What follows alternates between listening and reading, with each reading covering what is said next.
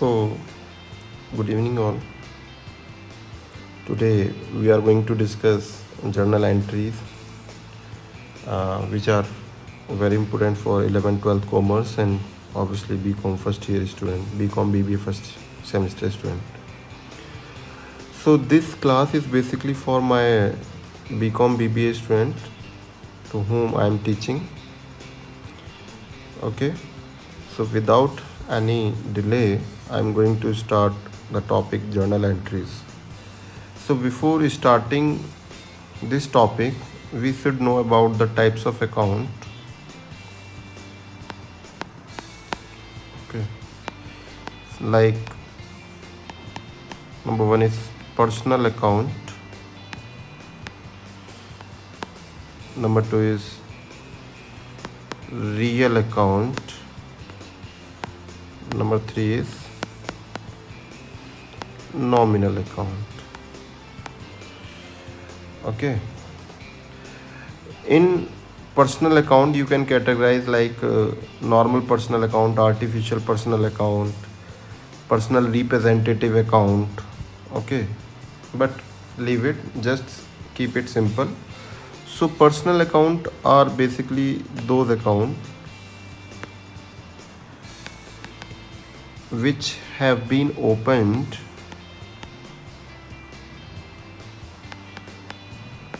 in the name of any person,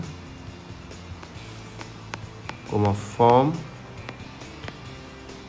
company,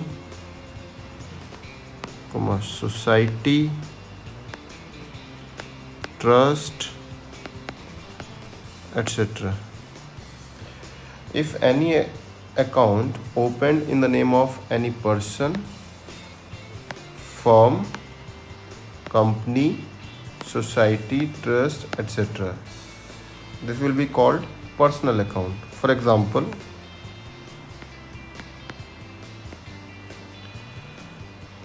Ramesh account. Okay, for example, XYZ and company account. For example, Wipro Limited account.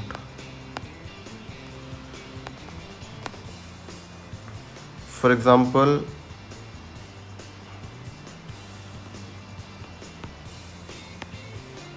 JP University account.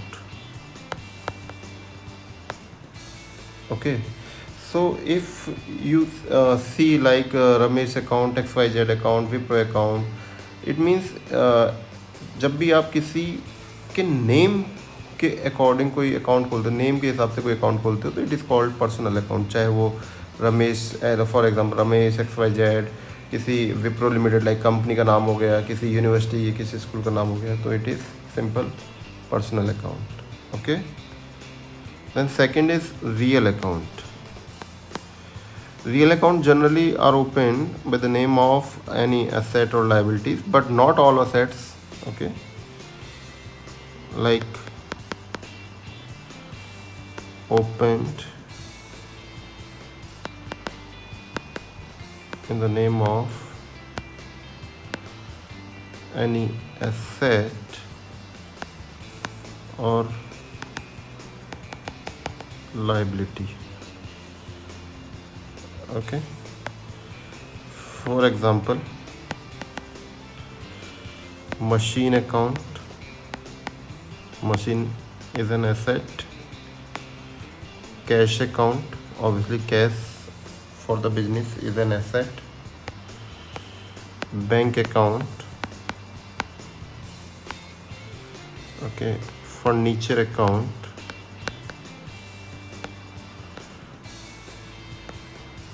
Okay, etc. So when the account has been opened in the name of any asset, so it is called real account. But sometimes you will be confused regarding for example any prepaid expenditure, any outstanding salary, etc.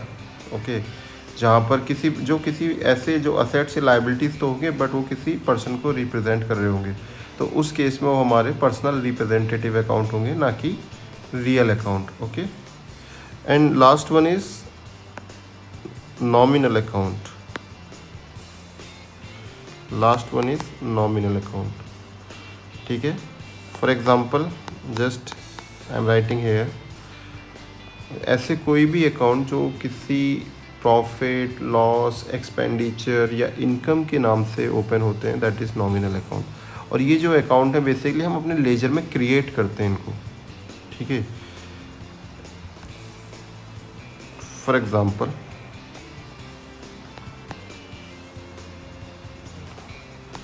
Any income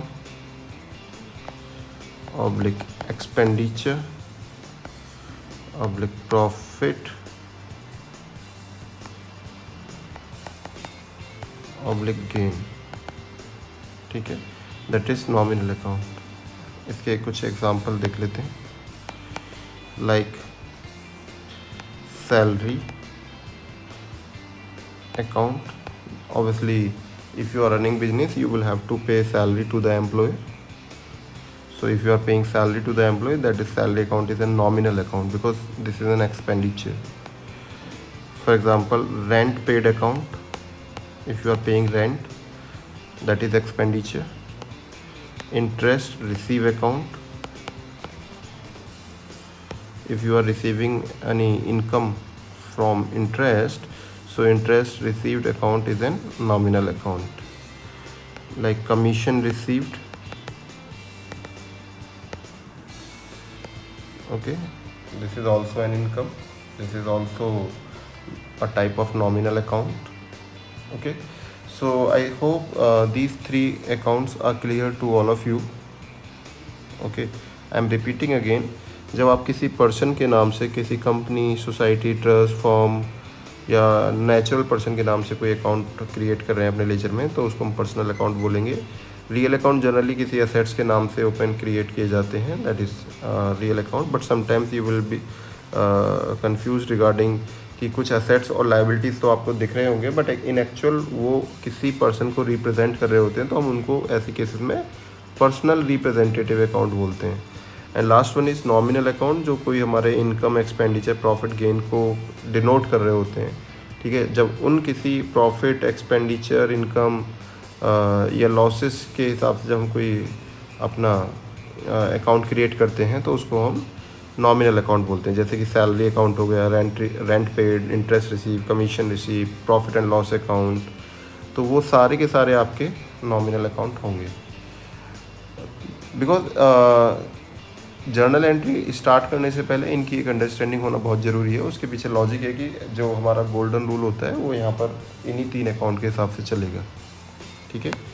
now I am writing golden rule. Golden rule, ठीक है, golden rule for journal entries. So first is basically what comes in debit and what goes out credit. Okay, number 1. First I am writing, then I will explain and I will tell you कि ये जो golden rule है, इन golden rule को use करके आप कोई भी difficult से डिफ़िकल्ट जर्नल एंट्री ले आइए। इसी गोल्डन रूल के बदौलत आप अपना लेजर भी क्रिएट कर सकते हैं, आप ट्रायल बैलेंस भी बना सकते हैं, ठीक है। तो आपको जर्नल एंट्रीज़ को क्रैम नहीं करना, उसको रटने की कोशिश नहीं करनी, जस्ट इस गोल्डन रूल को आपको समझना है।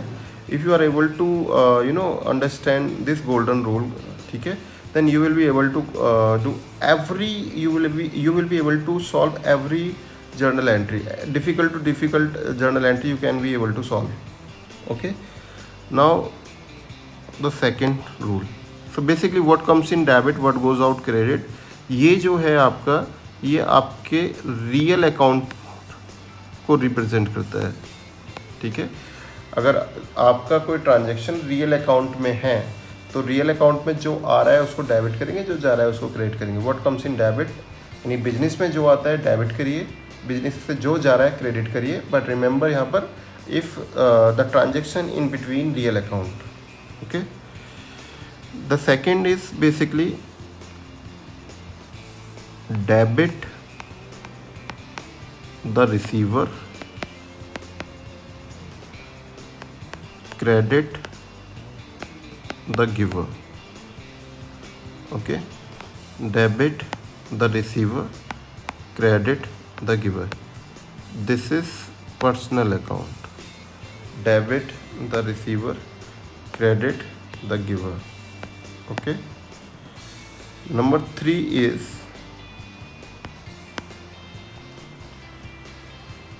all expenses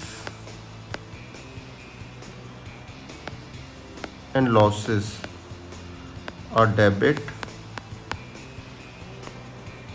all incomes and profits are credit. This is third one. Okay, all expenses debit, all incomes and profit credit. यहाँ पर what comes in debit, what goes out credit. Debit the receiver, credit the giver. ठीक है, तो ये हमारा जो third है ये हमारा नॉमिनल अकाउंट को रिप्रेजेंट करता है। ओके, तो ये जो 3 गोल्डन रूल हैं आप इनको अच्छे से समझ लो। इन तीनों गोल्डन रूल के बेसिस पर you will be able to solve journal entries, you will be able to create ledgers, you will be able to make trial balance etc. ठीक है, तो सारे ट्रांजेक्शन्स को आप रिकॉर्ड कर सकेंगे। और एक और फोर्थ मैं आपको यहाँ पर लिख रहा हूँ पॉइंट, हालांकि वो रियल अकाउंट से रिलेटेड है, बट फॉर योर रिमेंबर वो आपको हेल्प करेगा जब आप लेजर बनाएंगे, उस टाइम पर आपको हेल्प करेगा। इट मीन्स कि all assets have debit balance, जितने भी एसेट्स होते हैं उनका बैलेंस डेबिट होता है। And all liabilities have credit balance. So what does it mean? It means if assets are increasing, अगर असेट्स बढ़ रहे हैं, असेट्स का वैल्यू बढ़ रहा है, तो you will always do debit. If assets are decreasing then you always do credit. Okay, same here, if liabilities are increasing you always do credit. If liabilities are increasing, sorry, just a minute. If liabilities are increasing then you will do credit. If liabilities are decreasing then you will do debit. Okay, it means assets का balance अगर बढ़ रहा है, assets आप कोई नए खरीद रहे हो तो आप क्या करेंगे, डेबिट करेंगे। और अगर assets का बैलेंस कम हो रहा है तो आप क्या करेंगे, क्रेडिट करेंगे। ऐसे सेम, क्योंकि लाइबिलिटीज़ का बैलेंस जो है क्रेडिट होता है, और लाइबिलिटीज़ में इंक्रीज़ हो रहा है तो आप उसको क्रेडिट करेंगे, और लाइबिलिटीज़ में डिक्रीज़ हो रहा है तो आप उसको डेबिट करेंगे। तो ये रियल अकाउंट से ही कॉन्सेप्ट निकल के आना है। ठीक है, तो ये जनरली 4 पॉइंट्स हैं that you should remember. Okay, so that you will be able to record correct journal entries in the journal. So I am repeating again, what comes in debit, what goes out credit. Real account पर applicable होता है कि जो आ रहा है उसको debit करना है बिजनेस में, जो बिजनेस से बाहर जा रहा है उसको क्रेडिट करना है। Debit the receiver, credit the giver. जो पर्सनल अकाउंट है, जो रिसीव कर रहा है उसको डेबिट करना है, जो पेमेंट कर रहा है उसको आपको क्रेडिट करना है। अब इसके कुछ एग्जांपल्स हम देखेंगे। All expenses and losses are debit. जितने भी एक्सपेंडिचर्स लॉसेस हैं आपको डेबिट करने हैं, जितने भी इनकम्स और प्रॉफिट्स हैं आपको उनको क्रेडिट करना है, जो कि नॉमिनल अकाउंट से रिलेटेड है। ठीक है, अब इसके कुछ एग्जांपल्स हम यहाँ पर देख लेते हैं।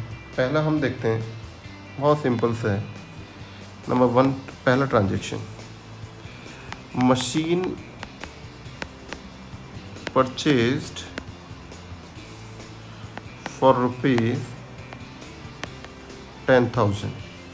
Okay, so machine is our real account.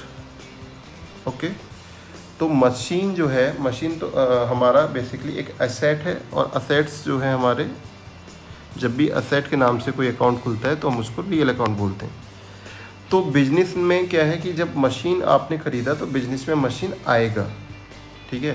तो सपोज़ हम कह रहे हैं कि ये हमारा बिजनेस है, इसने एक मशीन ख़रीदा तो मशीन हुआ इन, और ये हमारा वेंडर है जिससे हमने ख़रीदा है, ठीक है। और हम इसको क्या देंगे, हम इसको कैश देंगे। अभी मैं कैश के पॉइंट ऑफ व्यू से चल रहा हूँ। तो मशीन आया क्योंकि मशीन हमारा असेट है, कैश हमारे पास से गया, कैश भी हमारा असेट है, तो दोनों ही रियल अकाउंट हैं। पहले तो ये दोनों ही रियल अकाउंट हैं, ये भी रियल अकाउंट है और ये भी हमारा रियल अकाउंट है। तो जो आ रहा है उसको डेबिट करना है, जो जा रहा है उसको क्रेडिट करना है। तो यहाँ पर हमारा मशीन आ रहा है तो इसलिए मशीन अकाउंट डेबिट, और कैश हमारे पास से जा रहा है तो टू कैश अकाउंट, इसको हमने क्रेडिट कर दिया। कितने अमाउंट से, 10,000 रुपीज़ से। This is the first entry, ठीक है।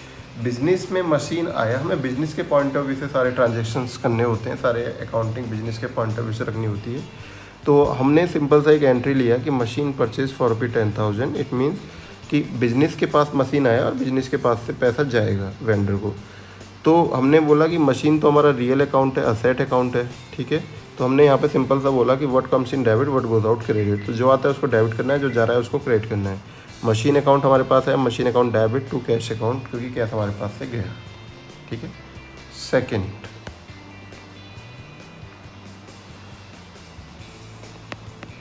₹15,000 पेड टू मिस्टर एक्स, ठीक है।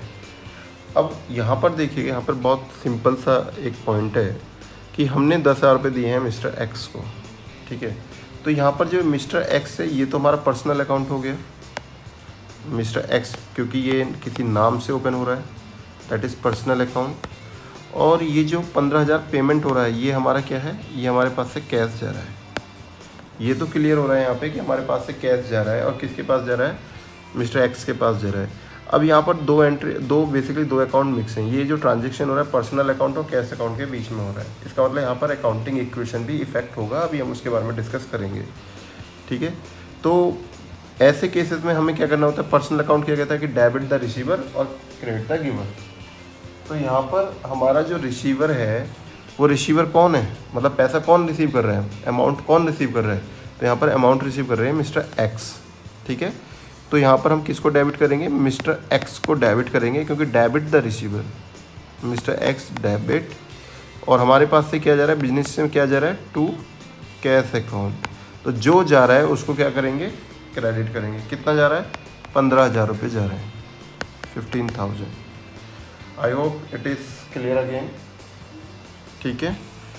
मैं फिर से रिपीट कर देता हूँ कि 15,000 रुपये पेमेंट किया है, किसको पेमेंट किया है, मिस्टर एक्स को पेमेंट किया। तो मिस्टर एक्स क्योंकि किसी नाम से ओपन हो रखा है account, that is personal account, और हमारे पास से कैश जाएगा तो हम उसको बोलेंगे बेसिकली रियल अकाउंट। तो ये दो अलग अलग अकाउंट हो गए, पर्सनल अकाउंट और कैश अकाउंट। तो ऐसे केसेस में आपको क्या दिखना है, पर्सनल अकाउंट में क्या रूल लगता है, debit the receiver credit the giver. तो यहाँ पर रिसीव करने वाला कौन है, रिसीव करने वाले मिस्टर एक्स हैं, तो उनको डेबिट करना है। और जो हमारा रियल अकाउंट होता है, what comes in debit what goes out credit. तो यहाँ पे हमारे पास आ कुछ नहीं रहा, जा ही जा रहा है, कैश हमारे पास से जा रहा है, तो हमने उसको टू कैश अकाउंट में क्रेडिट कर दिया, ठीक है। अच्छा, इसकी अगर हम रिवर्स एंट्री लें, सपोज रिसीव्ड 5,000 रुपये फ्रॉम मिस्टर वाई, अगर 5,000 रुपये रिसीव किए हैं मिस्टर वाई से, तो क्या जर्नल एंट्री बनेगा, ठीक है। तो अब फिर से वही है कि हमारे पास ये मिस्टर वाई तो पर्सनल अकाउंट हो गया क्योंकि नाम से ओपन है, ठीक है। और ये जो 5,000 है ये हमारे क्या हो गए, ये हमारे पास से कैश आएगा। तो कैश है तो ये हमारा रियल अकाउंट हो गया, क्योंकि कैश तो एसेट होता है, ठीक है। तो अभी हमें क्या देखना है कि हमारे पास वही रूल लगाना है कि डेबिट द रिसीवर, पर्सनल में तो debit the receiver credit the giver. तो यहाँ पे हमें रिसीव हो रहा है पैसा, किससे रिसीव हो रहा है, मिस्टर वाई से, तो मिस्टर वाई गिवर हैं। ये गिवर है, ठीक है, ये पैसा दे रहे हैं, तो इनको क्या करना है, क्रेडिट करना है। अब पर्सनल, अब रियल अकाउंट में क्या लगता है, what comes in debit what goes out credit. अब हमारे पास आ रहा है या पैसा जा रहा है, हमारे पास तो पैसा आ रहा है, तो यहाँ पर क्या करेंगे, इसको डेबिट करेंगे। तो यहाँ पर हमें क्या करेंगे, cash account debit to mister Y, ठीक है। ये एक एंट्री और देख लेते हैं जो कि हमारा नॉमिनल अकाउंट से रिलेटेड है। नंबर 4, सैलरी पेड अगेन 5000, ठीक है। तो अगेन सैलरी पेड कर रहे हैं, salary payment is basically the nominal account, क्योंकि खर्चा है ये हमारा नॉमिनल अकाउंट हो गया। और ये जो 5000 रुपये है, हम ये बेसिकली हमारा रियल अकाउंट हो गया, क्योंकि यहाँ पर हमारा कैश जा रहा है। तो रियल अकाउंट पे आपको सिंपल सा है, बहुत सिंपल सा कॉन्सेप्ट है कि जितने भी खर्चे हैं सबको डेबिट करना है, जितने भी इनकम है सबको क्रेडिट करना है। तो ये तो हमारा खर्चा है, तो सिंपल है, सैलरी हमारा खर्चा है, तो सैलरी अकाउंट डेबिट, और हमारे पास से जाएगा क्या, कैश जा रहा है, तो टू कैश अकाउंट 5000, ठीक है। एक इनकम का भी एग्जांपल ले लेते हैं यहाँ पर, number 5। For example, interest received 1000 in cash, ठीक है। तो 1000 रुपये का इंटरेस्ट रिसीव हुआ। अब ये हमारा अगेन नॉमिनल अकाउंट, और जो इनकम होता है उसको हम करते हैं क्रेडिट, और ये हमारा रियल अकाउंट, और रियल अकाउंट में व्हाट कम्स इन डेबिट। तो मेरे पास ये 1000 रुपये कैश में आ रहे हैं, तो कैश आ रहा है, तो उसको मैं क्या कर दूंगा, डेबिट, तो cash account debit to interest received account 1000। Okay, so this is a basic concept of journal entries, और इसके बेसिस पर आप जर्नल एंट्रीज तो रिकॉर्ड कर ही पाएंगे, साथ के साथ आप जो है लेजर भी क्रिएट कर सकते हैं इन 3 रूल्स के बेसिस पर, और आप ट्रायल बैलेंस भी कर सकते हैं। मैं आपको फिर से रिपीट बता दूं कि ज़्यादातर स्टूडेंट क्या करते हैं, एंट्रीज़ को रटने की कोशिश करते हैं। तो एंट्रीज़ को आप रट नहीं सकते, बिकॉज इतने सारे ट्रांजेक्शन्स होते हैं, डिफरेंट टाइप के ट्रांजेक्शन्स होते हैं। तो just focus on these 3 rules, ठीक है। और इन्हीं रूल्स के बेसिस पर मैं आपको श्योर करता हूँ, एश्योरेंस देता हूँ इस बात का कि आप जर्नल एंट्रीज तो बना ही पाएंगे, साथ के साथ ट्रायल बैलेंस और ये लेजर में भी आप कोई गलती नहीं कर पाएंगे, ठीक है। जस्ट इन 3 रूल को आप थोड़ा सा अच्छे से समझ लीजिएगा, कोशिश करिए प्रैक्टिस करने की। और साथ ही साथ इसके साथ एक कॉन्सेप्ट और आ जाता है अकाउंटिंग इक्वेशन का, ठीक है। तो उसको भी हम कल डिस्कस करते हैं, ठीक है। Thank you so much.